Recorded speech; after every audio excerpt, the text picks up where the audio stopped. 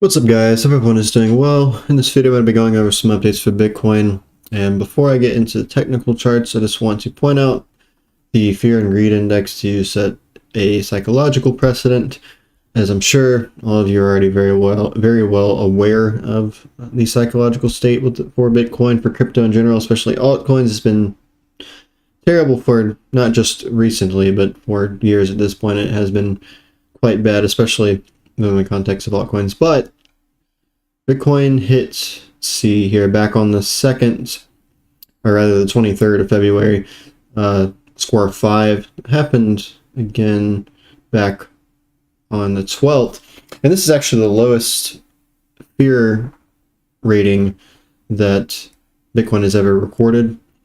Yet, as we move here into the daily, just zoom out a bit before I go over what I mainly want to point out. You can see that Bitcoin is still above prior all-time highs. It's actually testing a crucial zone, yet the fear and greed is very much so in the worst state of extreme fear that has ever occurred, despite the fact that outside of the fact that Bitcoin has been dumping since really about September of last year, at this point is 52% down, which typically, one of the things I pointed out a lot over the last couple of years is Bitcoin has continued to stair step gradually upwards during this current bull run, is that once Bitcoin, historically speaking, there's two exceptions that pertain to this rule. But for example, one of these would be going here into the March crash. This is one of the exceptions, and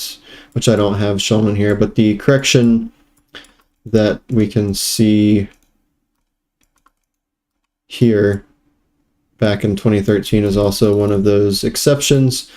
But the main point here is that typically in Bitcoin's history, when it starts to retrace more than around 43%, 45%, it's typically the beginning, or it initiates the early period of the bear market. But like I said, there are those two exceptions. For example, we're going back to March 2020 and that kind of build-up period to that major flash crash, and then also back in 2013 as that kind of intermediate correction of that super cycle.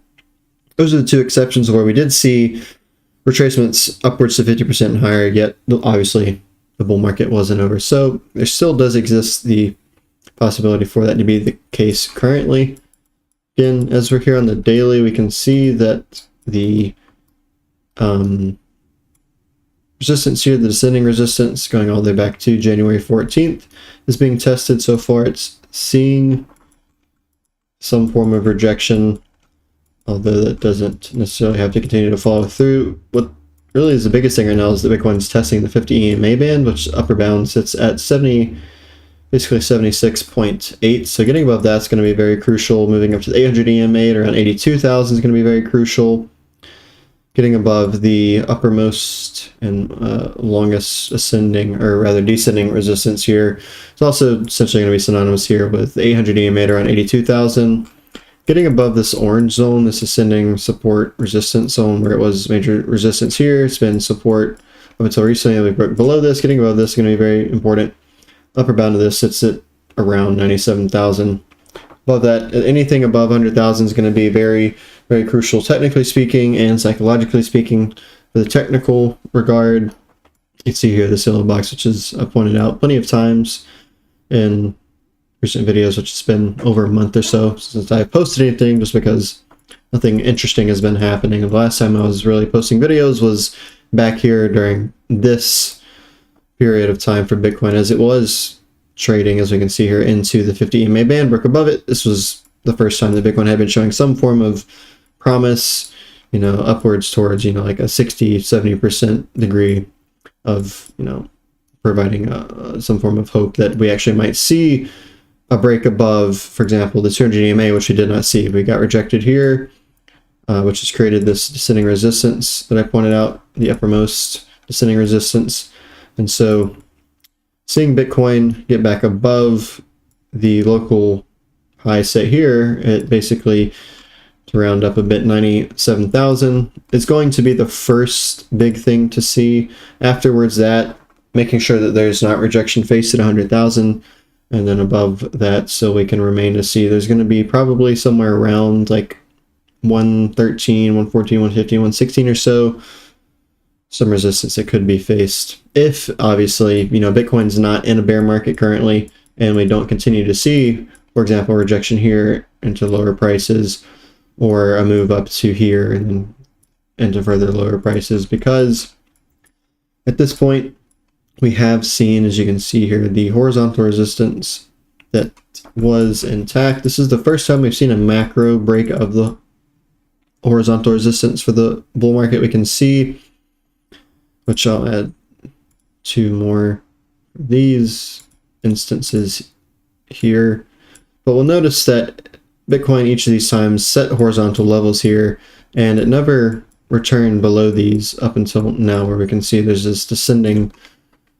currently now it would be support, but obviously it could break through this over time. If we lose this, then I'd say this is definitely, well, actually, it's not necessarily the end of everything. Now, I mean, really, if I were to backtrack a bit and kind of go over what I have been saying in these videos, is that this right here, I was referring to this as the kind of final line in the sand. If this gets broken, I wouldn't necessarily, if I did, it was a mistake of mine, but my intention wasn't to necessarily convey that this line breaking here, horizontal support, was the 100% finality of, okay, so the bull market's over, the bear market's began.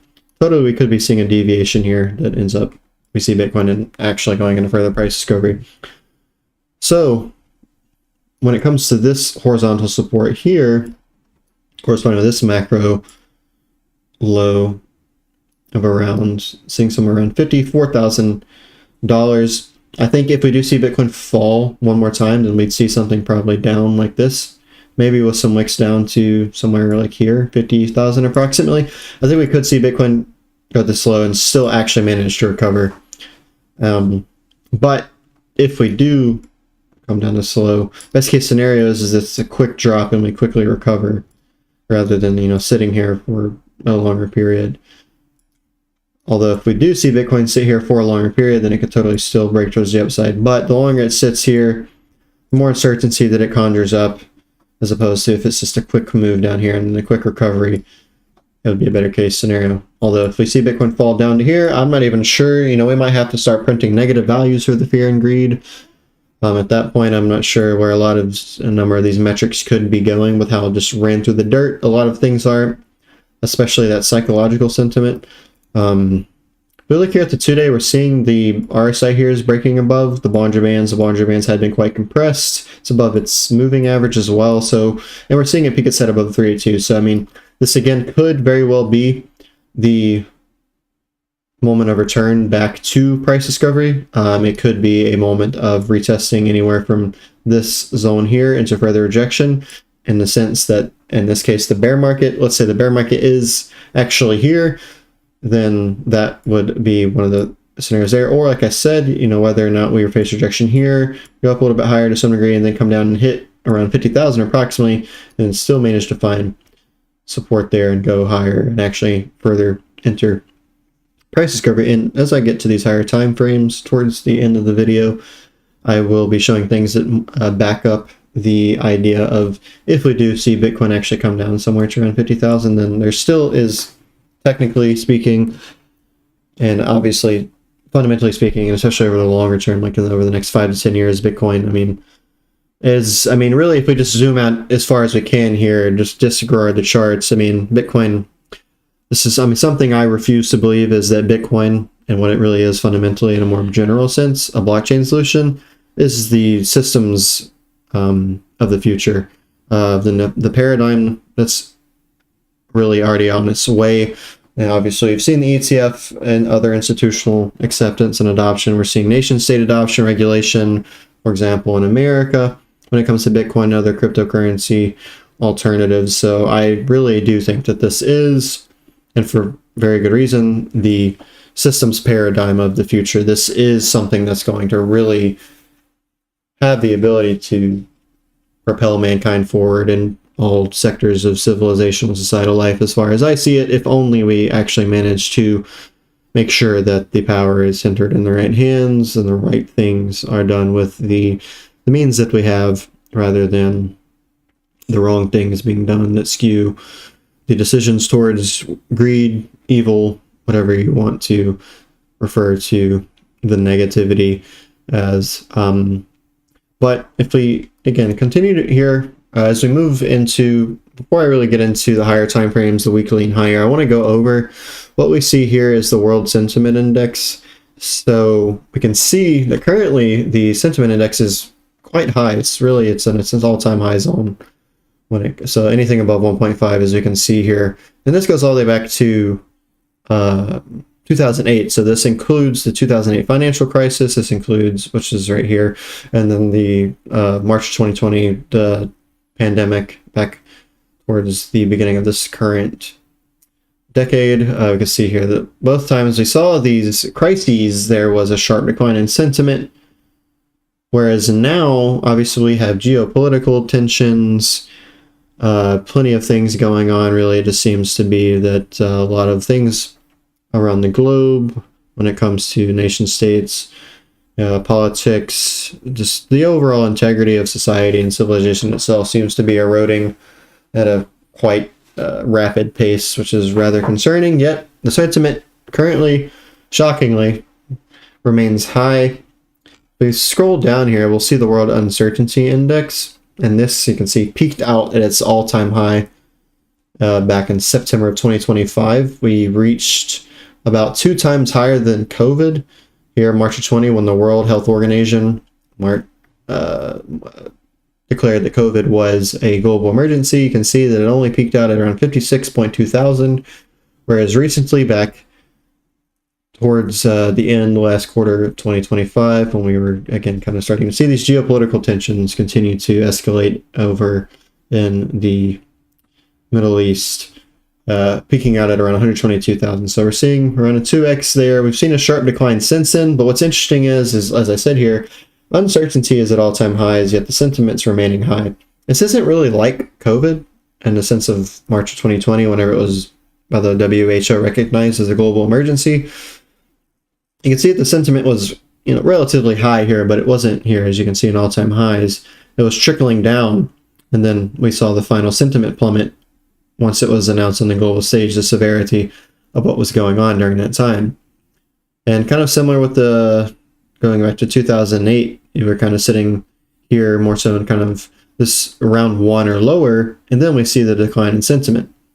Now, we could totally see something like that. Let's say over the next few months, we see tensions, geopolitical tensions, continue to escalate to a very, very severe degree, an intense degree. We see other things begin to arise. Maybe it's some sort of financial collapse, or when it comes to AI, we can think about that and how that's going to affect the job market, the labor market, and people being able to actually provide for themselves. Obviously, at that point, it's going to be a lot of people displaced from their jobs. Now, severity of that to a high degree, it's likely going to unfold over a rather longer, like multi-decade period. But I would have to imagine that over the next 5 to 10 years, that there's going to be a noticeable impact when it comes to AI, co-working with, I would believe to be blockchain solutions, replacing a lot of simple jobs like automations, intelligent automation. I mean, businesses really can utilize that, and that'll get rid of a lot of the workload, or even roles in general, from a lot of different workplaces. But what we're actually seeing here, as I'm pointing out, with the high sentiment and the high record high uncertainty, this is actually more comparable to the positivity of the times leading into something like the dot-com bubble, so like late 90s, early 2000s.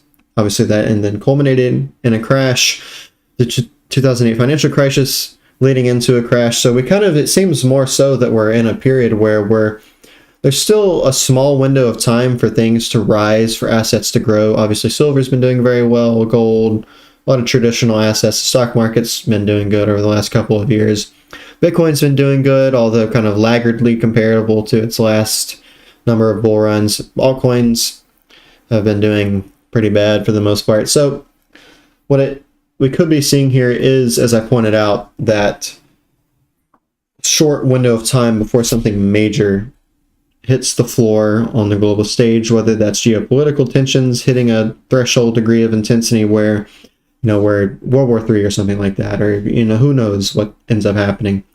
Or, with AI, maybe there's going to be a big impact of that on the labor and job market or other things as well. Who knows what could potentially happen? Maybe there's another pandemic. Again, who knows what could be on the future? But as I'll pull up here with the Monte Carlo simulation here, where we're seeing a lot of things towards the upper left of the GIF that you'll see here as it repeats over and over is the Monte Carlo simulation, where we see all these lines. It kind of just looks like a bunch of scribble, but it is the fact that, as I've already gone over, the world uncertainty is very high, which means that nobody knows what to expect. There's a lot of different diverging future potentials in terms of routes in which time could take as it unfolds into the future. At the bottom, we'll see the World Sentiment Index.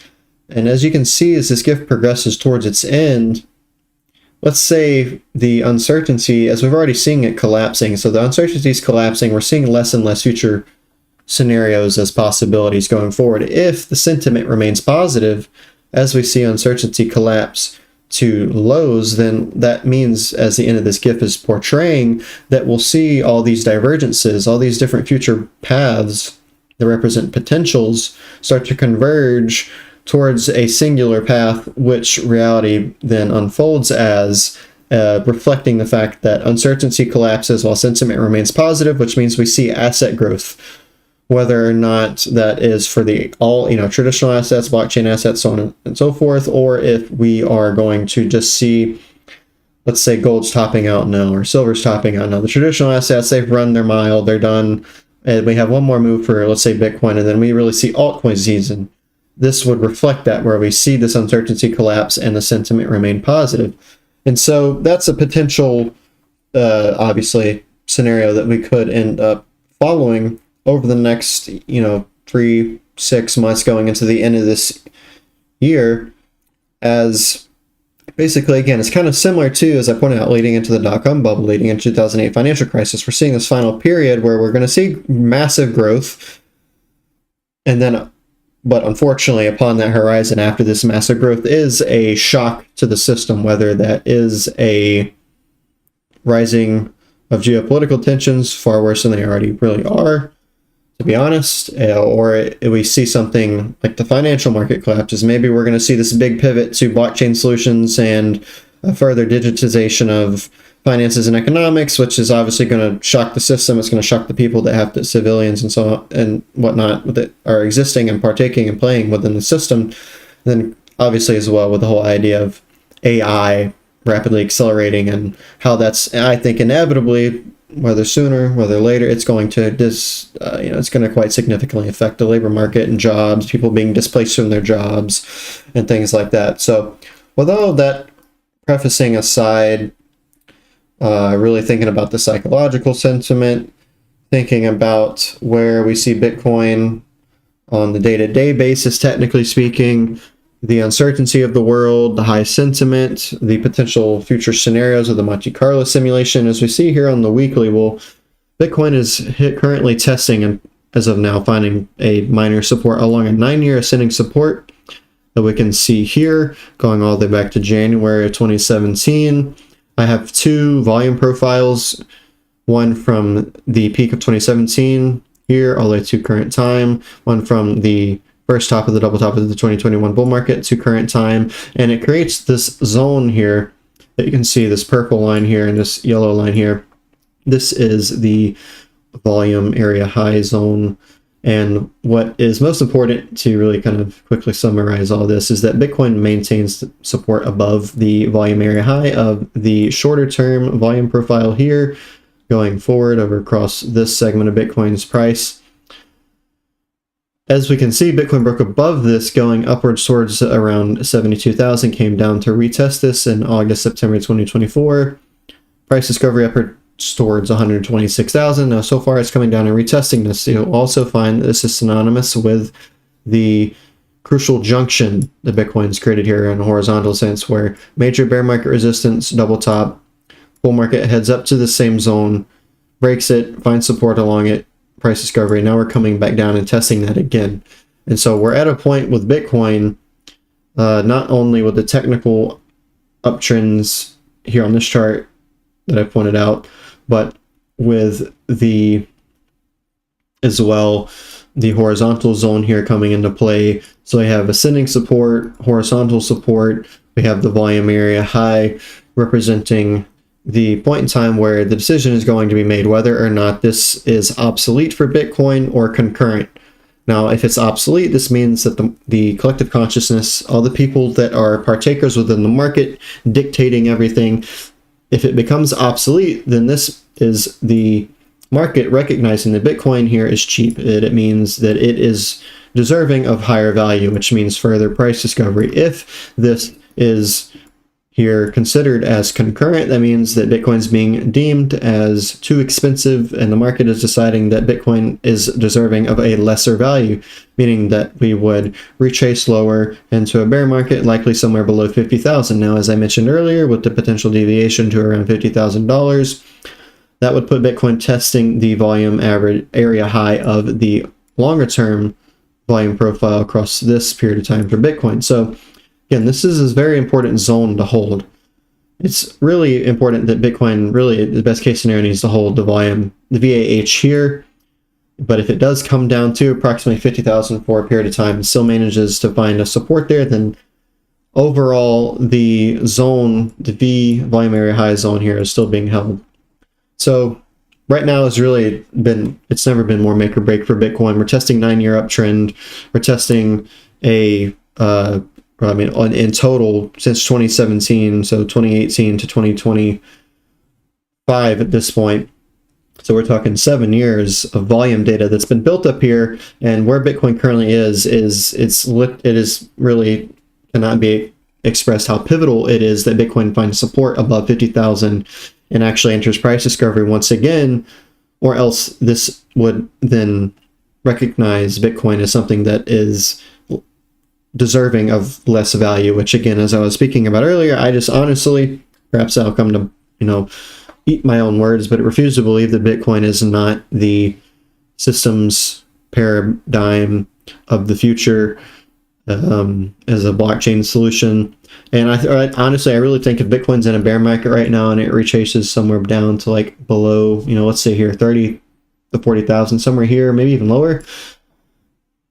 I mean, it just really looks like, if we zoom out here and we look at this, then we can see that, if Bitcoin retraces all the way down to somewhere here, spends here for quite some time in a bear market of accumulation, has another, lackluster bull market upwards towards, 300,000 or so, then has another, like 60% bear market, then at this point it's just going to basically be, eventually it's just going to start going sideways due to the decay, unless there ends up being some just absolutely massively volatile bull market, which we can avoid this if we see Bitcoin enter price discovery again towards at least $160,000, $170,000.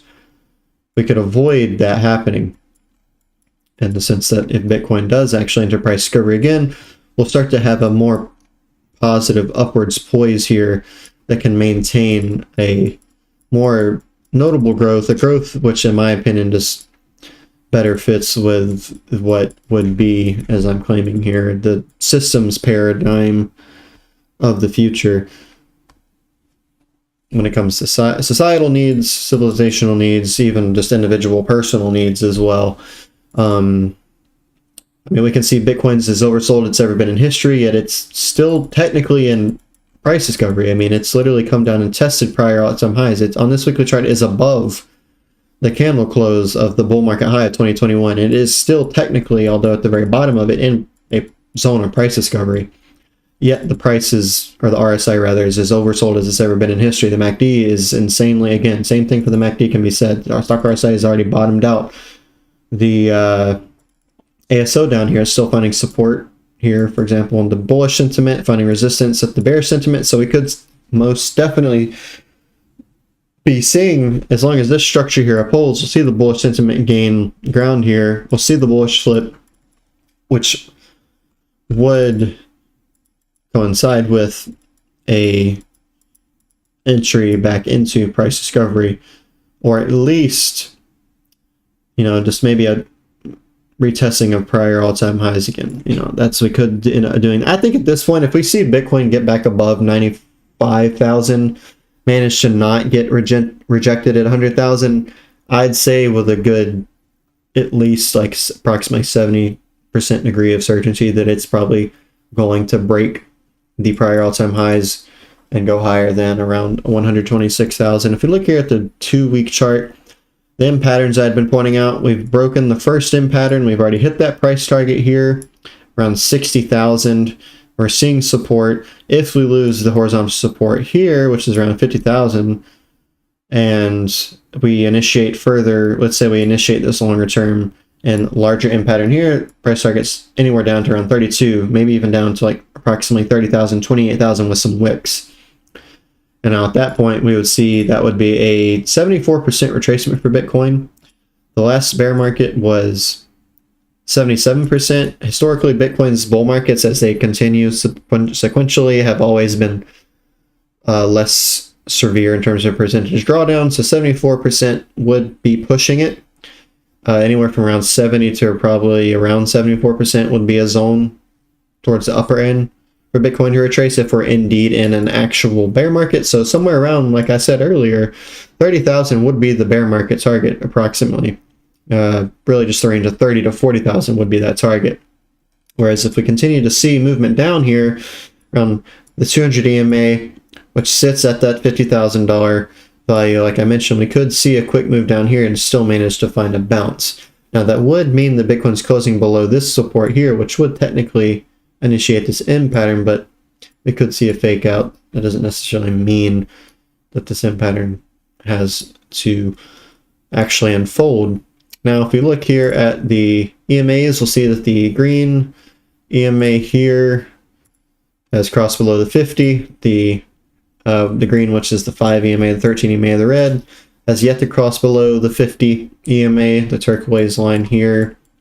Last time this happened, or at least for example one of these, we saw the 5 EMA go below the 50 EMA here back at the end of the March 2020 crash. We also see this happen going all the way back to December of 2014. Typically when this does happen, it's towards the end of a bear market. For example, there for here. Then there's the exception here where it noted the bottom, kind of an intermediate local low that led into the bull market. So either, as I've already conveyed in the past videos I've made, Bitcoin is in a state where it's either somewhere around 60% or so into a current bear market, or there still is price discovery to be made. I still currently lean towards the price discovery route. Could totally be wrong, but that is where I lean.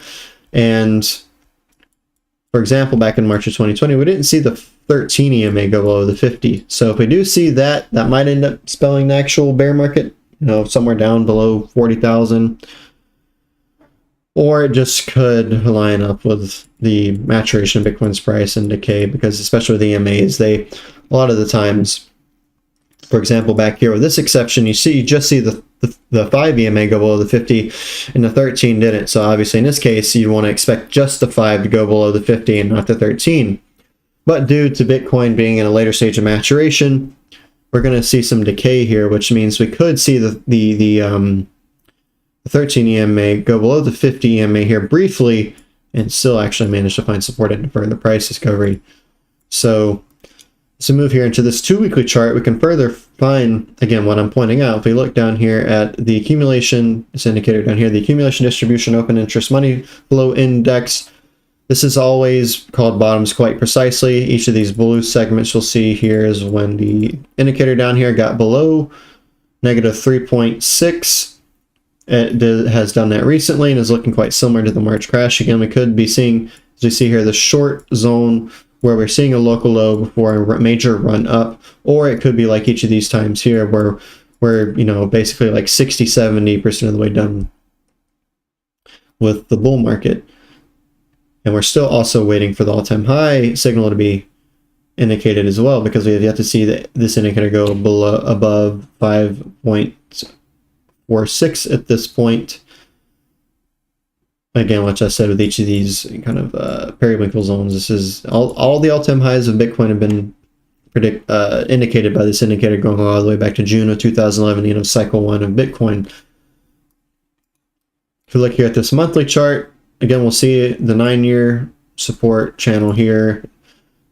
This time just on the monthly, we're seeing a retest of the 618, which, as I mentioned, it's crucial junction that Bitcoin is at with horizontal here. Horizontal resistance support zone happens to be the 0.5 to 618 zone of the bear market retracement of 2018 to 2019. Every single time Bitcoin has hit the proximity to the 272 right here, when you take bear market retracement, such as here, we do it here. Again, we see proximity of the 272, 2.272 there.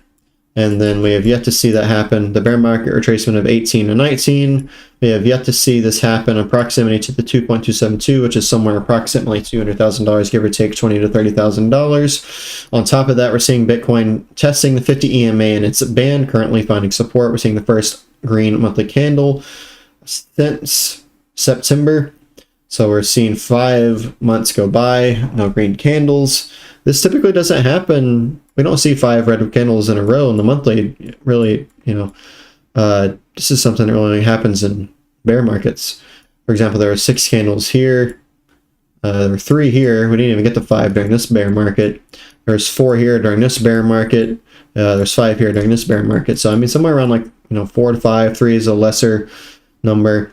But, I mean, typically this amount of sequentially red here is something that you don't see really until Bitcoin's actually in a bear market. So I mean, I think we're in very unique and critical times, not only when it comes to the technical landscape of Bitcoin, its fundamental landscape, the macro social, these geopolitical tensions, these the disruption that AI is bringing to, I mean, basically almost everything, whether it's finances, economics, labor market, the medical world. I mean, AI is going to touch everything, and it's going to shock everything very, very significantly, in my personal opinion. You can also see here the monthly RSI supports, as I pointed out in past videos. Again, either we're 50, 60, 70% of the way down with the bear market, and we're seeing something like this happen now, or we're seeing something like March of 2020 happen, where we're seeing a deviation below the support here, and also as well the March of 2020 hit 786, and we're hitting the 786 again here, so we could be seeing some similarities with that. Stock RSI is insanely oversold on the monthly. There's it's more oversold now than it was when the price was at $25,000. MACD's basically reset its down to the prior bear market lows, and again, this is the monthly, so all this is very, very, very pivotal and very influential when it comes to what Bitcoin is going to be doing and what this could actually mean for Bitcoin. RVI is also, again, just as oversold as it was during the last bear market accumulation period. The ASO is getting very close here to crossing bearish. We could see a bearish cross briefly and then a flip back into bullish, and we see Bitcoin recover here, or we don't see a bearish cross at all. We see the bullish sentiment recover just before a bearish cross and manage to find support. If we do see a bearish cross, every time this has happened, for example, here, here, here, and here, this is always, whenever we see this, that means that the bear market's already been on its way. So if we do see this, historically speaking here, if we see the pattern follow through, if it doesn't end up culminating as a fake out, then as I'm speaking currently, we are actually 50, 60, 70% of the way down with the current and a present bear market. But again, there's still time left to pass by until we can really confirm that. It's still, I think, very ambiguous and very uncertain. I mean, again, we will think about the world uncertainty as I went over earlier. I mean, that just pertains to financial markets and assets. It pertains to social tensions. It pertains to all the issues that go on on the global stage. I mean, the world, people are just very, very unsure of what's coming forward. I mean, nobody has any idea what to expect yet. Paradoxically, almost, which is a rare scenario, as I pointed out, the sentiment is at all-time highs, which is just very interesting thing, and I think it further speaks to just how special the times, unique the times are that we're in right now. If we look here at this monthly chart, we'll see, again, we'll see the Bollinger Bands. I've already went over this, but we still have yet to see the depressurization event. We have not yet seen Bitcoin decompress. As you'll see here, just rinsing and repeating, you see these major dips with the Bollinger Bands where they see these very intense divergences here. You see, for example, here a convergence or a compression corridor. We see one here, and we see the longest one here currently. We have not seen depressurization. We haven't seen the decompression. We have not seen the divergence here down to the kind of low, descending low zone that the Bollinger Bands have hit over Bitcoin's history. So unless something is going to, and is really already affecting Bitcoin in terms of its structure and its personality, unless something massive is changing here, and we've yet to see that unfold, this, I mean, is probably the most certain piece of technical analysis I feel that I can present to anybody to really concretize the more likelihood of Bitcoin not being in a bear market and actually some point, whether it's here currently at around 60,000 or maybe one more last dip around 50,000, finding support somewhere around 50 to 60,000 and actually going up higher to further price discovery and setting new all-time highs.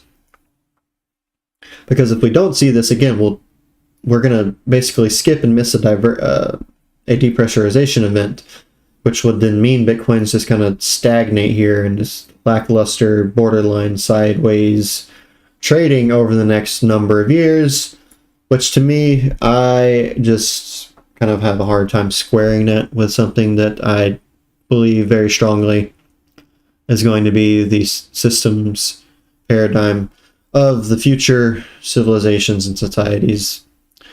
Especially, you know, along, as I said, I mean, I can't really stress the importance and the interrelation of AI with all this as well, and its rapid growth and sophistication just over, you know, the last 3 to 5 years. We've seen it go from producing content that's as, you know, decrepit as our dreams are when we go to sleep to now producing content like video, visual content, other content that's just, you know, you look at it and you're not sure if it's real or life or if it's AI. It's gotten that good in such a short period of time. We're also seeing the RSI candles print here. We've seen them print this bear market bottom here, 2014 to 15, 2018, 19, March of 2020, 2022's bear market, and we're seeing them print here as well. So either, again, it's really the main conclusion here in this video is that either Bitcoin's 50, 60, 70% of the way down with the current bear market that I have yet conceded to, or it does still have further price discovery to make. And we have yet to really get to that final decision-making point. There's still some things to support upside. There's still some things to support downside. And I just personally don't think that you know, full 100% confirmation has arrived on the stage just yet. So currently my leaning is that what we're seeing here is comparable, is akin within the family of what happened back during 2020, where we are likely in a period of time, a short window before some major shockwave out of, like we haven't already experienced many over the last 5 to 6 years, but a major shockwave is coming within the system that we exist in on a global scale. You know, continentally, intercontinentally, sociopolitically, socioculturally, economically, financially. I think there's a lot of hardship on the horizon, but also a lot of potential for positive growth if only things are handled well. Now, when it comes to the 12-month chart here, again, I mean, really this has kind of stayed the same. If we do indeed see Bitcoin go back into price discovery, then we've seen our first blue 0 year. All the 0 years here are always the bear markets. What we're seeing now is basically if what happened back in 2020 was prolonged over time, we would have seen something like now.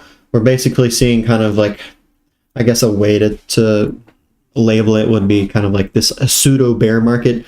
Like, for example, you could label leading into the crash of March of 2020 during that intermediate local high back here in 2019 to 2020, you can see this is kind of like a pseudo bear market, a mini bear market, but I would say a pseudo bear market, a quasi bear market would be better terms for it, where it was just a really, really scary, perilous time during the price action of Bitcoin that looked as if it was a bear market, or you know, Bitcoin's not going to be going up significantly anytime soon. I think that's, again, I think it's very comparable to now. And so that would mean that we would end up seeing the current candle on the yearly, which is red as of now, flip green, going upwards towards at least somewhere like 160, 70, 80,000, maybe upwards towards 200, 220, 230,000 or so. Who knows when. At this point, the last time I mentioned a time frame, I was pointing towards spring of 2026 due to the temporal pattern I pointed out in Bitcoin, topping out here, spring of 2023, here in spring of 2024. And my thesis is that we're seeing a prolonged impulse here, which would mean that we skipped 2025. It means that Bitcoin would have topped out in spring of 2026. I mean, it technically could still happen, but it would have to happen very fast, and I don't see that happening. So at this point, I think, you know, at earliest, Bitcoin tops out like late summer, but it's probably going to be something more towards autumn or winter of this year. You know, maybe even 2027. At this point, I'm going to try to stray away from pointing out times because I don't think it's really beneficial at all. And more so kind of just stick to, you know, where's it finding support currently? Where could it find support? Where's resistances? You know, what are, you know, valid and sound potential price projections going forward? As I've pointed out with the, you know, for example, the all-time Fibonacci of around proximity to the 2.272, somewhere around $200,000, give or take $20,000 to $30,000. You can see here that the median of the ascending channel, it goes all the way back to the rejection point of the 2013 bull market, the super cycle. You can see that this also lines up with somewhere around like 170 upwards towards like $230,000 confluence, finding confluence with that 2.272 and its proximity values that exist and lie around it. But that was really all that I wanted to go over in this video. So as always, none of this is meant to be financial advice, but all that being said and everything gone over, I hope you all enjoyed and that you all have a wonderful day.